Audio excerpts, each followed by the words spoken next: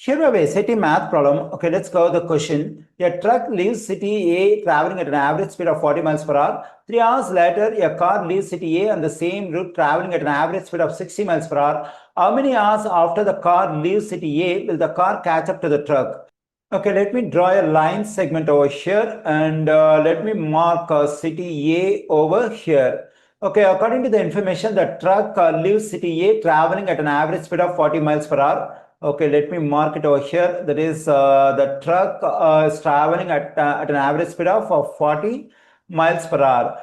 Okay, here there is an information. 3 hours later, a car leaves city A. So that is, a car leaves city A and travels on the same route, and the speed of the car is 60 miles per hour. Okay, when the car leaves the city A, so the truck would have traveled 3 hours, because according to the information, the car leaves city A 3 hours later. So at that moment, the truck would have traveled 3 hours.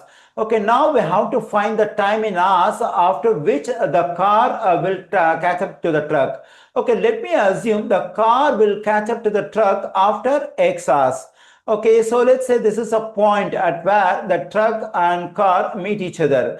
Okay, when car travels XR, the truck would have traveled X positive 3 hours, because even when the car leaves city A, the truck has traveled 3 hours. When the car travels X hours to catch up the truck would have traveled X positive 3 hours. Now we can calculate the distance from city A to the meeting point of truck and car. We can calculate this distance in two ways, using the information about the truck and using the information about the car.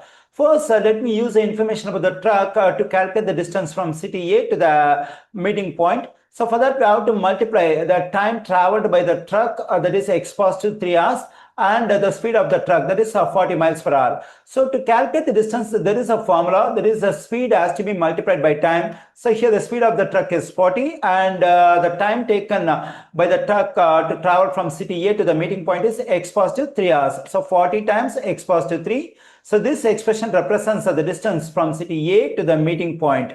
Okay, now we can calculate the same distance from A to the meeting point using the information about the car. So car takes x hours to travel from city A to the meeting point at the speed of 60 miles per hour. Now we can multiply the speed 60 and time to get this distance A to the meeting point. Then we get 60x. So both the expressions over here represent the same stuff, that is the distance from city A to the meeting point, so they must be equal to each other.